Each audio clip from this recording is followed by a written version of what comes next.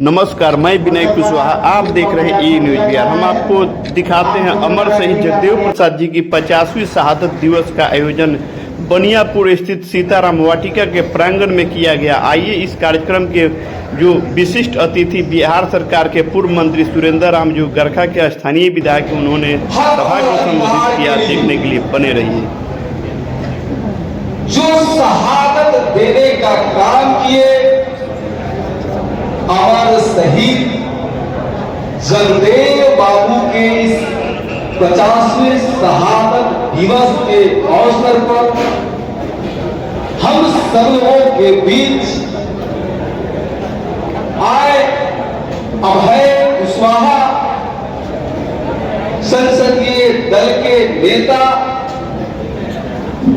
और आज के मुख्य अतिथि और इस कार्यक्रम में उपस्थित हमारे इस जिला के राष्ट्रीय जनता दल के जिला अध्यक्ष बड़े भाई सुनील राय जी और इस कार्यक्रम में उपस्थित सिपाही लाल महतो जी, इस कार्यक्रम में उपस्थित अजय यादव जी, राहुल यादव छात्र नेता और अजय पासवान जी और इस कार्यक्रम में उपस्थित विक्रम सिंह जी, अरविंद यादव जी, विनोद सिंह जी, गुड्डू सिंह जी, अजय राज जी, हरिमोहन सिंह जी और आप सब नौजवान साथियों, किसान मजदूर भाइयों एवं माताएं एवं बहनें, ये वो दिन हम लोगों को याद करना चाहिए जब इस देश में अंग्रेजों का आधिपत्य था और अंग्रेजों के जो गुलाम थे वो जो वही सामंती लोग जो उस वक्त से लेकर के आज भी वही 10% लोगों का आज भी हम पर आधिपत्य है। हमें उसकी आधिपत्य से आजादी के लड़ाई के लिए जिस तरह से अंग्रेजों से इस देश की आजादी के लिए भगत सिंह और राजगुरु सुखदेव, सुभाष चंद्र बोस जैसे अनेकों वीरों ने इस देश के लिए शहादत देने का काम किए, ठीक आजादी के बाद उन 90% के आजादी के लिए हमारे जगदेव बाबू अपनी शहादत देने का काम किए। हमें उनकी शहादत को भूलना नहीं है, हमें इस चीज को याद रखना है कि वो हमारे लिए जो शहादत जिस चीज के लिए देना और दिए, हमें उसके लिए आज भी एकजुट होकर के लड़ने की जरूरत है। लेकिन ठीक उल्टा हो रहा है, जो हम पर आधिपत्य किया हुआ है हम उसी का गुणगान कर रहे हैं। जो हमारे हक और अधिकार की लड़ाई कर रहे हैं आज हम लोग उन्हीं का साथ दे रहे हैं। हम लोग देखते हैं कि भेड़ और बकरियों को भी बलि देने के लिए उनके गर्दन में फूल और माला औकड़ी ये सब दिया जाता है, और जैसे ही चुनाव का समय आता है उसी तरह से समांती लोग भी हमारे गर्दन में वह लोभ और लालच देते हैं और उस लोभ और लालच में हम लोग पड़ जाते हैं।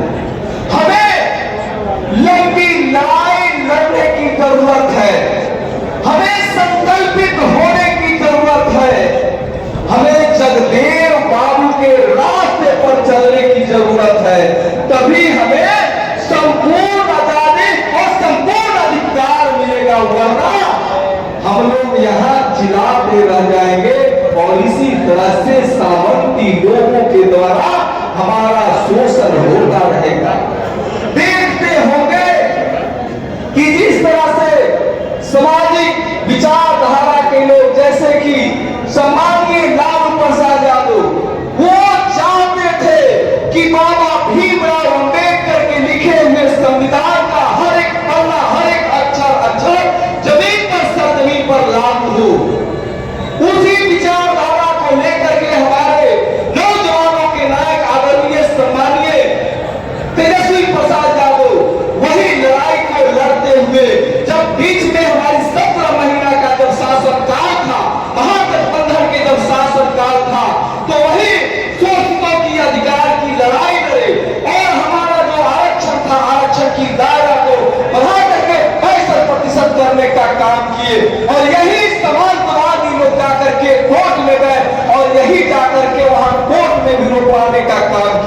लेकिन जो हमारे बीच से ही हम पर जो शासन करने वाले लोग हैं, जो सामंतवादियों के साथ मिलकर के शासन कर रहे हैं, जूं तक बोलने का नाम नहीं है, जबकि उनका राम में भी शासन है और उन्हीं के सपोर्ट से केंद्र में भी शासन है।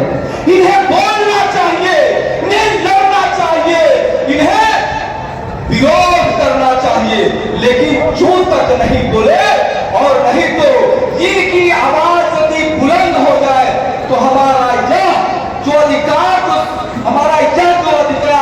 हमारा महागठबंधन की सरकार के द्वारा आरक्षण की धारा को बढ़ाने का काम किया गया, ये बोलते तो केंद्र की सरकार उस आरक्षण की दायरा को 9वीं अनुसूची में शामिल करके हम शोषितों को 65% अधिकार मिलता, लेकिन ये बोलने का काम नहीं किए, ये लड़ने का काम नहीं किए, इसीलिए हमारी ये शोषण हो रहा है। सच ही कहें फतेह बहादुर सिंह जी कि प्रकृति का यह नियम है कि बाघ और बकरी एक घाट पर पानी नहीं पिलाया जाता है। यदि कोई ये बात बोल रहे हैं तो हमें भ्रम दिखाने का काम कर रहे हैं, उसकी मंशा है हम पर शोषण करने की और हमारा सपोर्ट लेकर वो आज तक हम पर शोषण कर रहे हैं। तो हम आपके बीच में यही आए हैं कि हमें जगने की जरूरत है, हमें अपने लोगों की जगाने की जरूरत है। तभी आप देख रहे होंगे, आप सोच रहे होंगे कि हमारी कल भी वही स्थिति था और आज भी वही स्थिति है। हमारे बगल में हम पर शासन करने वाले उस जमाने की लोगों का ऊंचा बिल्डिंग, उनकी रहन सहन और हमारी क्या स्थिति है। आप देख रहे होंगे कि आदरणीय नीतीश कुमार जी, आप देख रहे होंगे कि बिहार में क्लास 4 वर्ग की बहाली बंद है, नियुक्तियां बंद है। इस बात को आपको जानकारी मैं देना चाहता हूं।